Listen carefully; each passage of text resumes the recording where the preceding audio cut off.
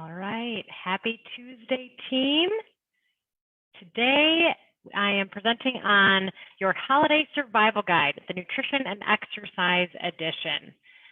So today we're going to talk a little bit about the realities of holiday foods. We'll touch base on portion sizes and overall balance, how to eat intentionally this holiday season, exercise, every little bit counts, some mindful tips to de-stress this holiday season, and then some healthy holiday recipes. So first and foremost, everything that I'm going to go through in terms of the food and the calorie information and the nutritionals, this is something that I don't always go through with all of my one-on-one coaching clients. Sometimes we just talk more about how do we fuel our bodies in a way that nourishes us, that feels good, and not so much focused on the numbers. But I just wanted to kind of put some numbers into perspective today so you can just kind of get a big picture of things and what it looks like on your plate. So first and foremost, some realities of this holiday food. So fried turkey, I'm going to put together a meal for you, and then at the end, I'm going to tell you what the total is. So a 6-ounce serving, which is about 2 decks of cards put together, is about 383 calories. Mashed potatoes, 1 cup serving size, so the size of a baseball, is 237. Cornbread stuffing, half a cup, so half a baseball, is about 179. The gravy that goes along with it, 1 cup serving size, quite a bit of gravy, 121 calories. Spiral ham, 1 slice at 197. Sweet potatoes with marshmallows, a 1/4 cup. So a 1/4 cup, that's pretty small when we're talking about sweet potatoes here at 120. Green bean casserole, 2 tablespoons. So the size of a golf ball at 167. And then a dinner roll at 107. Some cranberry sauce to put with it at a 1/4 cup serving size at 104. And everything all together. So remember, this is just based on 1 serving, all the foods that I just showed you, and the total calories is 1615. So that's nearly a total day's worth of intake in terms of an average 2,000 calorie diet. So if we're looking at this, it's about 80% of total calorie intake. And again, this is dependent upon your individual needs. So you may need more healthy fats that this is suggesting. But this is just to kind of, again, put things into perspective of total caloric intake that can occur in a single Thanksgiving meal. A couple other things I want to point out, the holiday drinks. So a lot of times I talk with my one-on-one coaching clients about eating your calories versus drinking your calories and eating the nourishment instead of drinking it. So this is an important point because not a lot of people know how many calories and how much sugar and how much carbohydrates are within these beverages that you're consuming. And if you're consuming them on a regular basis, this is something that maybe is causing some irritation and inflammation in your gut and something to be addressed. So peppermint mocha, while tasty, brings in a whopping 470 calories for 16 ounces. That's 2 cups. Pumpkin spice frappuccino at 470, same amount. Margarita is about 9 ounces at 408 calories, and then eggnog, 1 cup, is about 350. So you can see I've got the carbs listed here as well, and this isn't even just talking about the straight sugar intake that is coming from these beverages. So try to eat your food instead of drink your food. If you want to enjoy a beverage like this, then maybe it's having it in small doses or having it once in a blue moon or one time this holiday season.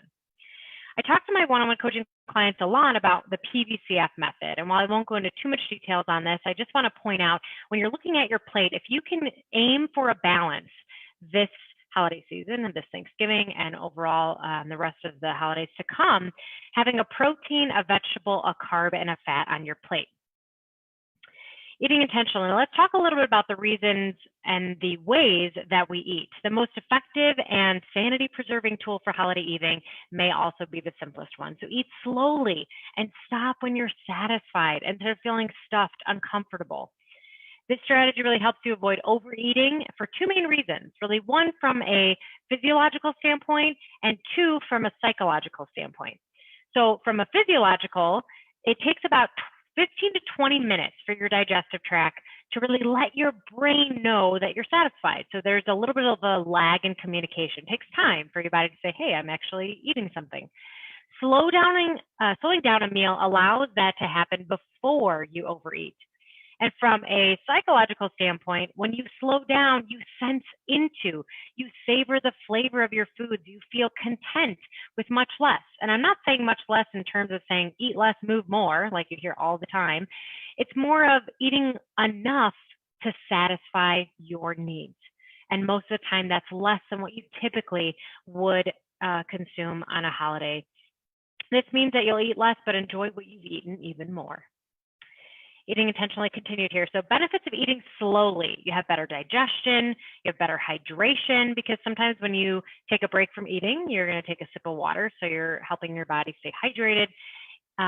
Weight loss or maintenance can help with eating slow, or can be a result of eating slowly. And then greater satisfaction with meals.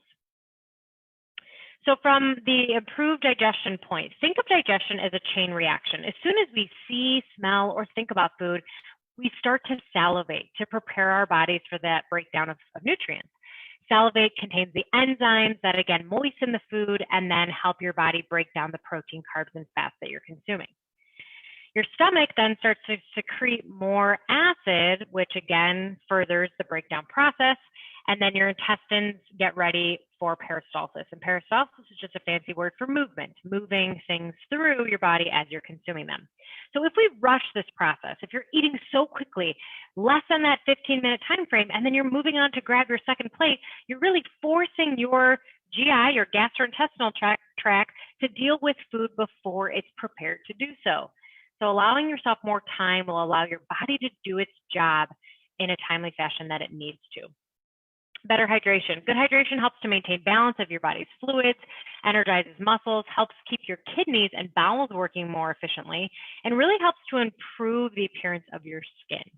So eating slowly can help to increase water consumption during meals, like I was saying before, kind of putting down your fork, taking a sip of water, and in between the two, being able to hydrate your body in that way. Drinking at least 8 ounces before the start of a meal. This kind of preps your body. It's almost like a priming stage to allow your body to get ready for what's to come, the digestion process.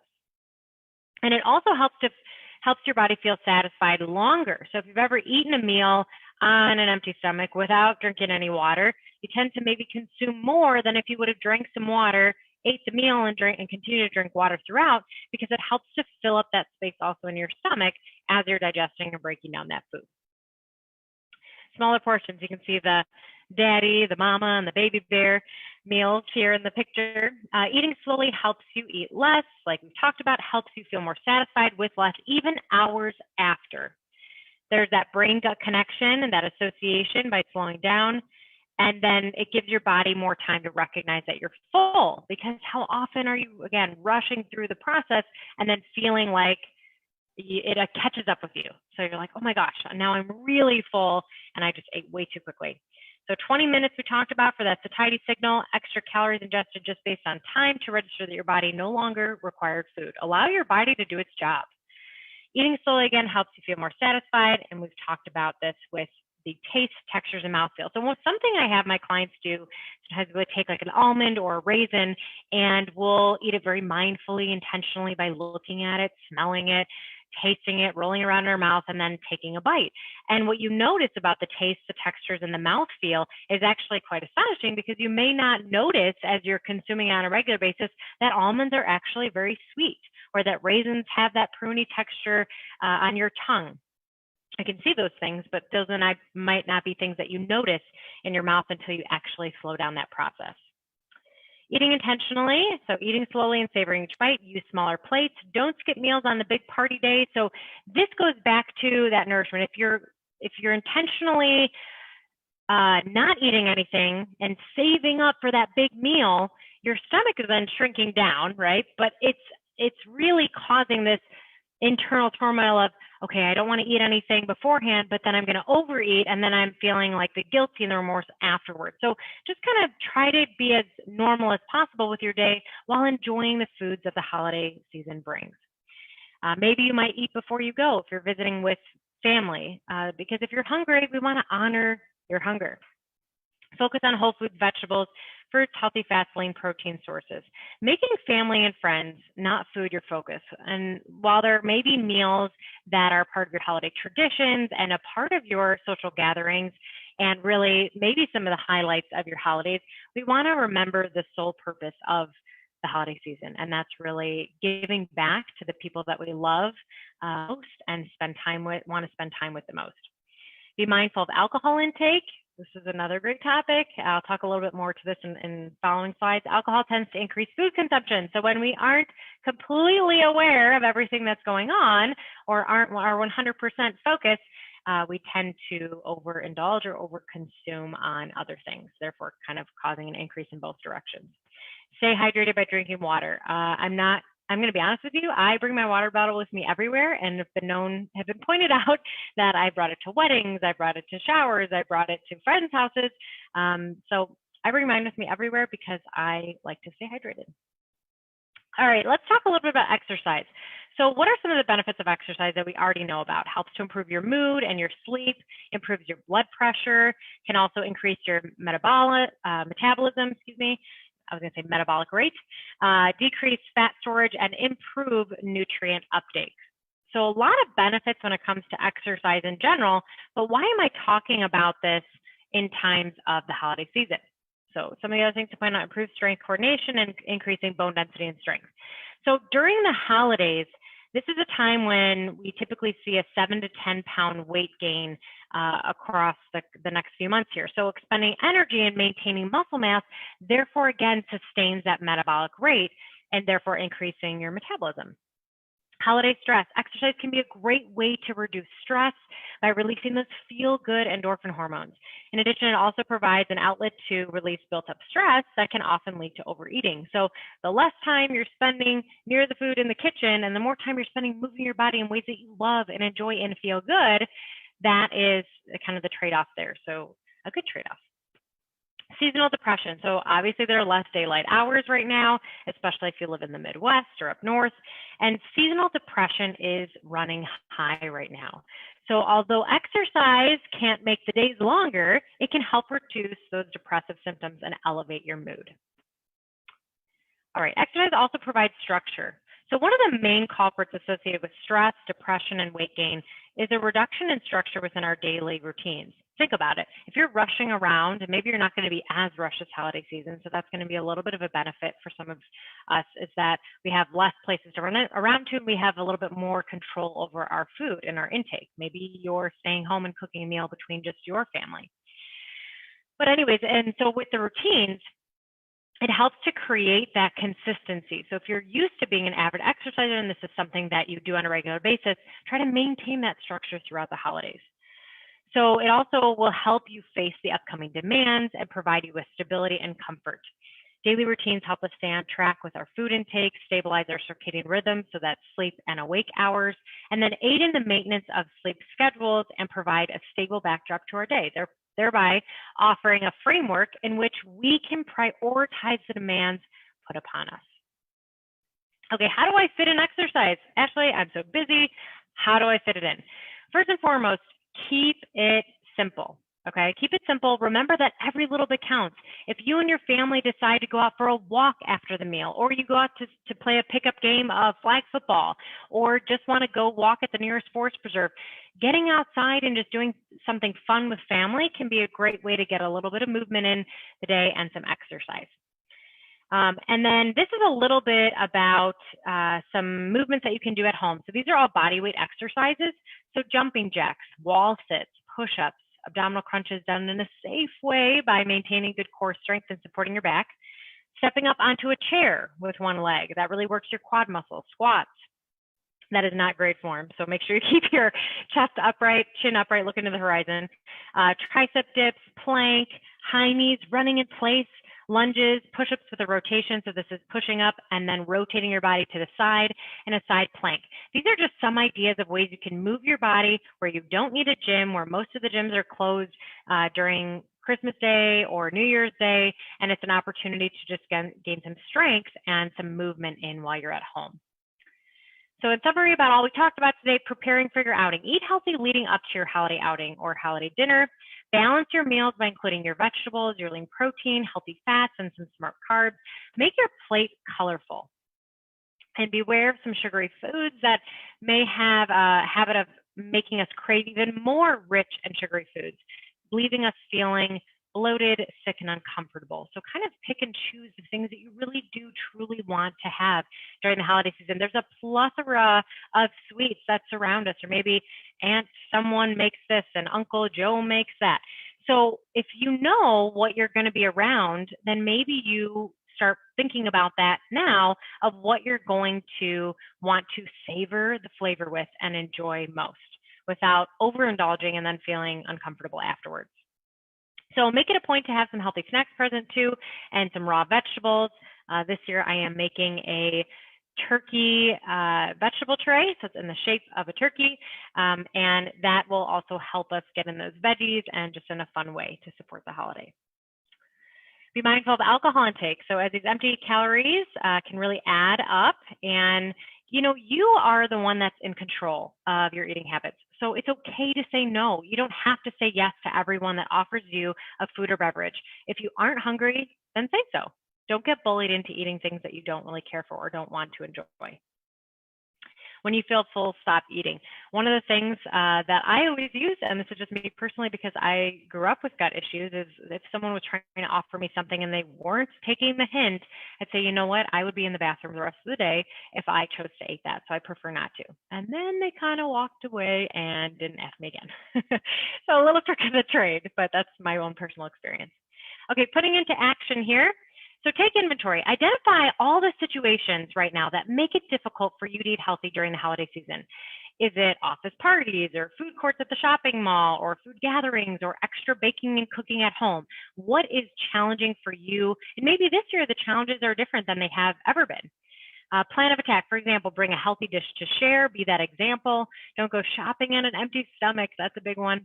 Plan to exercise and try to aim for 7 to 8 hours of sleep per night. I also like to talk about a reward system. So rewarding yourself by establishing a way to keep you motivated. So one example I use is depositing money into a jar for every time you follow through with your healthy habits or the plan that you have for yourself. For example, let's say exercise is one of them and you wanted to maintain exercise structure during your holiday season, and every time you exercise, you put $1 or $2 into a jar. And then after the holidays, you can go and treat yourself to something special and be able to, take advantage of the sales that are going on this time of year. Also, stay positive. Everybody makes mistakes, and it's okay. Even the most disciplined person slips up. And so what I'm trying to teach you here is that I don't want you to stress if you have a mishap. It's critical just to get back on track, not necessarily the next day, but just the next meal, the next eating opportunity that you have. You don't have to say, oh, this day was a complete wash, forget about it. The next opportunity you have to eat or drink something is the next chance for you to be able to eat intentionally and mindfully and evaluate really if you want that food or beverage. Remember what the holidays are truly for. It's a time for you and your family to give thanks, to be thankful for a great life.